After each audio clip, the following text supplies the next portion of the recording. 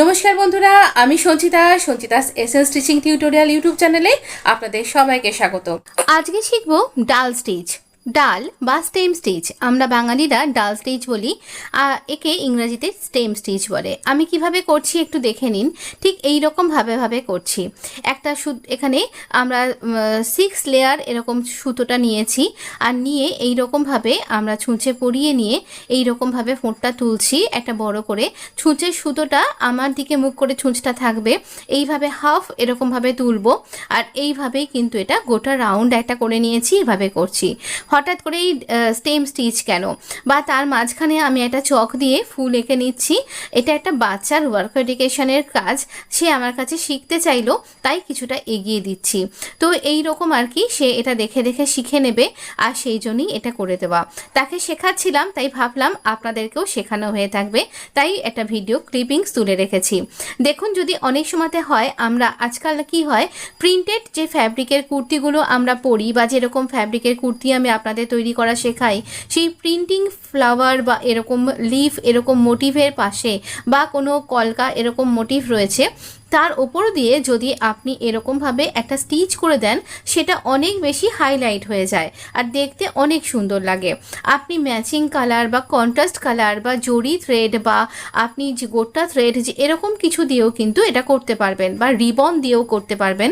তাই আপনাকে এটা শেয়ার করছি। আমরা ফ্লাওয়ারটার দিকে এবার করছি।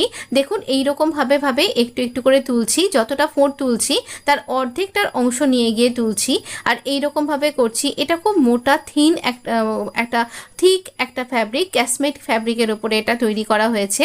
একটা ব্যাগ, তার উপরে এই মোটিভটা দেয়া হচ্ছে। এই মোটিভটা হয়তো ও নাও করতে পারে, এটা খুলে নিয়ে এটা জাস্ট ওকে দেখানোর জন্য করলাম, আর শেখানোর জন্য, যাতে করে আপনারাও শিখতে পারেন, যাতে আমার চ্যানেলেও এই মোটিভটা থেকে যায়, এই শেখানোর পদ্ধতিটা থেকে যায়, সেই জন্য এটা দেখা।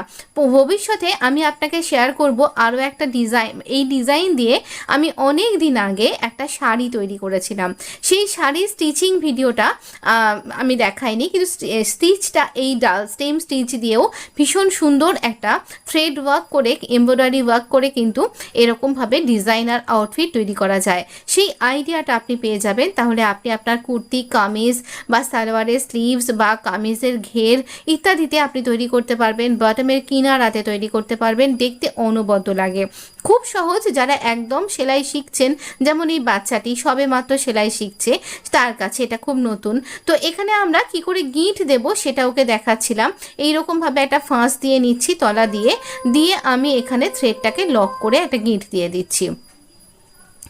এবার দেখুন, আমরা এখানে একটা ডট মতন করেছি, ফ্লাওয়ারের মাঝখানটাতে আমরা শার্টিন স্টিচ দিয়ে নিচ্ছি।